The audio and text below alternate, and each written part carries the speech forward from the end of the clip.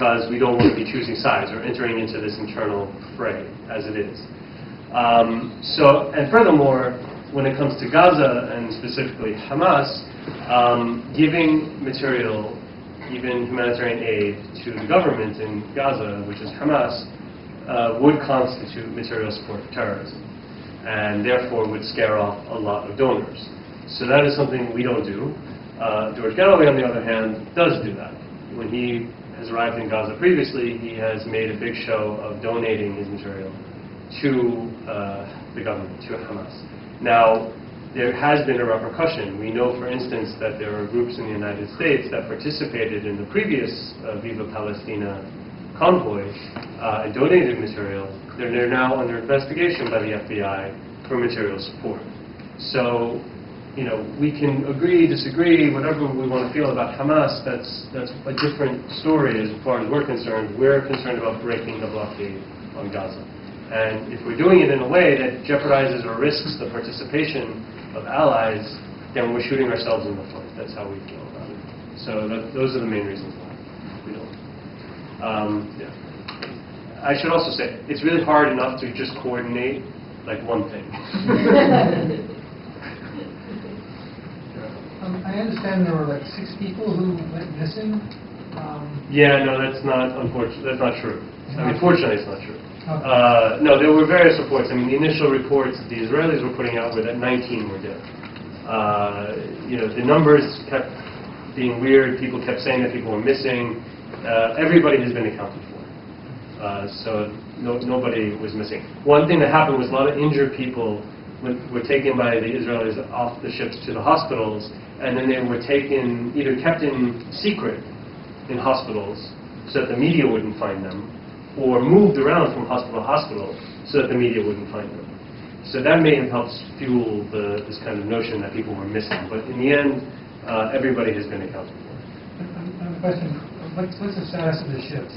Yeah. Have them accounted forever? No, the ships, the Turkish ships have been returned already. And now the Turkish authorities are conducting forensic investigations on those ships because they'll be bringing cases in Turkey against the Israelis. Our ships, we have currently 3 ships that are being detained by the Israelis.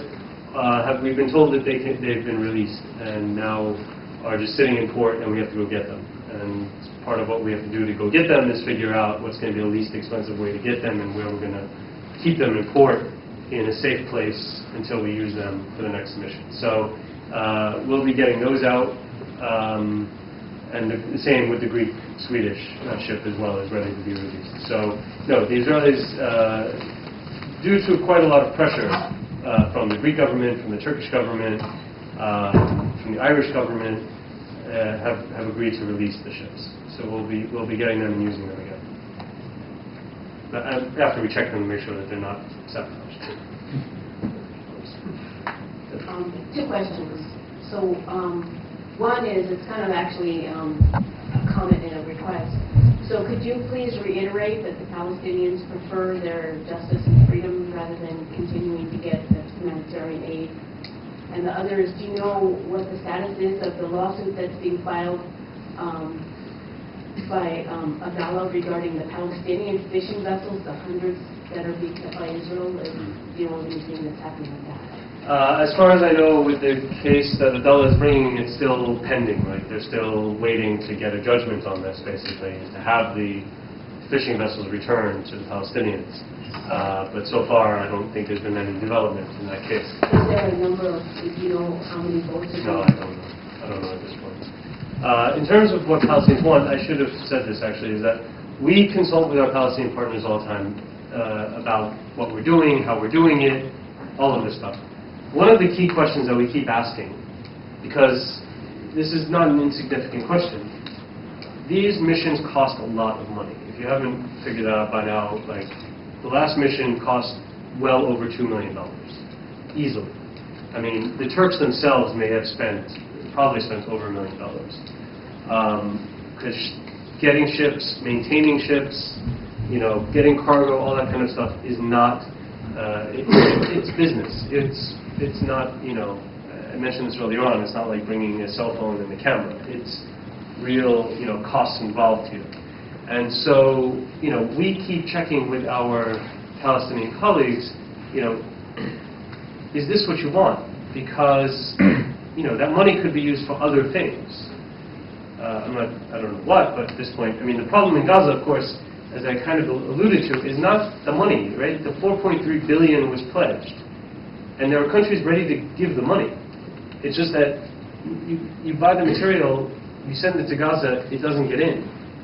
I met with an organization, a foundation in Dubai last spring, who 2 years ago donated ambulances for Gaza, and they're still sitting in Jordan, waiting for permission to enter into Gaza. And still, to this day, they have not been allowed in. So our Palestinian colleagues constantly affirm, and we've checked with a wide variety of sources on this, that what they want, what works, what's having an effect, is doing this kind of action. Because this action, again, as Donna mentioned, is not about the humanitarian aid, it's about the basic freedom that Palestinians have. And that's what, obviously they need aid, obviously they need help, obviously they need medicine, technology, things like that to improve their lives, but they need freedom, first and foremost. So this is why we continue, and this is why we are supported by our Palestinian colleagues in doing this work. Are there any countries you're not willing to work with? For instance, let's say Iran wants to send ships with. And for instance. Let me put it this way. We don't work with any government as of yet. And even the Turks, as I mentioned earlier, we had no relationship with the Turkish government before the flotilla. And even really after the flotilla, the Turkish government intervened. It certainly put pressure, but it didn't coordinate that with us. Erdogan did his thing because he's the prime minister of Turkey. He didn't do it because he called up Free Gaza and he said, hey guys, what do you want us to do?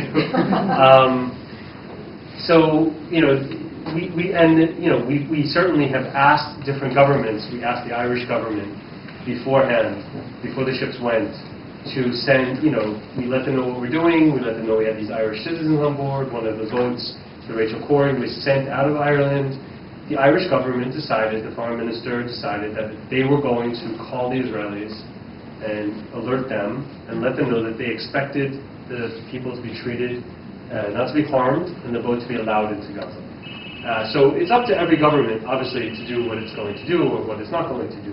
But we don't, aside from asking, we don't really coordinate with any government. And we certainly haven't received any kind of government assistance of any kind as of yet.